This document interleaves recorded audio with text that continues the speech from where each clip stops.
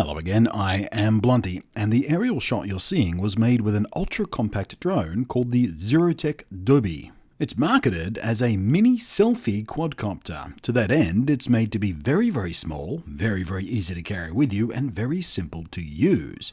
In fact, taking a cue from DJI's Mavic Pro quadcopter, the Dobby folds itself up. In fact, it folds up small enough to slide into your pocket. Controlled via a phone app, and yes, Android and iOS both compatible, and which is, I have to say, unlike every other phone-controlled drone I've tested or reviewed, actually a very nicely built app. Sensible layout, good control, no crashes of the app or the drone, easy to use. Well, easy to use all except for the fact that using it in my dominant hand, it's impossible to easily reach the take-off button, while the drone is actually resting in my other hand, ready to take off. That's pretty awkward. Other than that, pretty great. The drone's camera is capable of 4K, but frankly, on a sensor this size, you are better off with good old 1080p 30 frames per second. And as you can see, the image is miles above what you usually expect from drones at this size. It's roughly on par with a phone cam from, say, a couple of years back or so. Which is to say, it's not spectacular, but it'll do just fine for the kind of uses it's expected to have. I mean, it is called the Selfie drone, and it's intended for sucking up quick little social media friendly video clips and snapshots. To be clear, this isn't what you want if what you want to do is some serious aerial cinematography kind of stuff.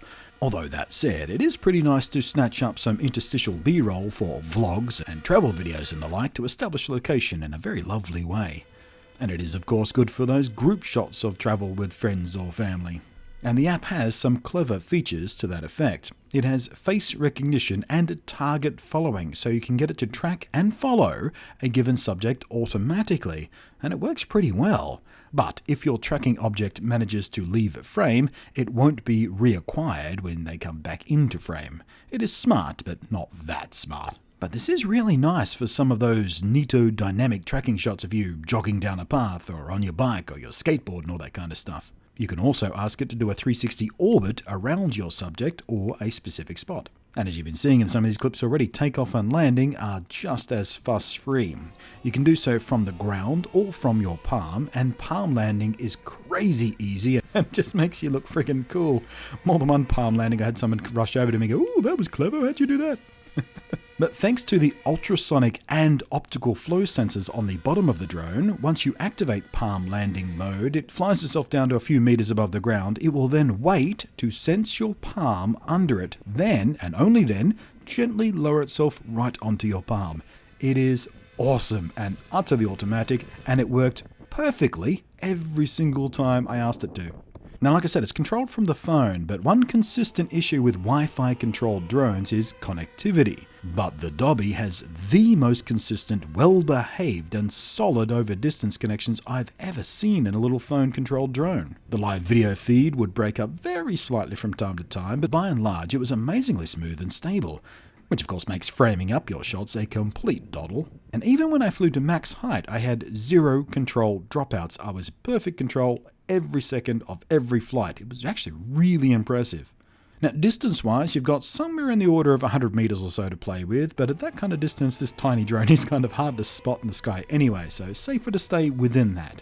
The 75-degree field of view camera lens gets you a decently wide shot, but without the fishbowling you can get from wider lenses, and it has 3 tilt positions to choose from. Unfortunately, this is a manual adjustment and can't be achieved while you're flying, which can occasionally make getting certain shots a bit tricky and a bit trial and error when you're not quite sure what angle you need the drone to be at for any given distance and height and all that kind of stuff. With more experience in flying it, you probably get a sense for where you want the lens to be for any given shot you're going for, but at least in the beginning, this is going to be a minor frustration for some.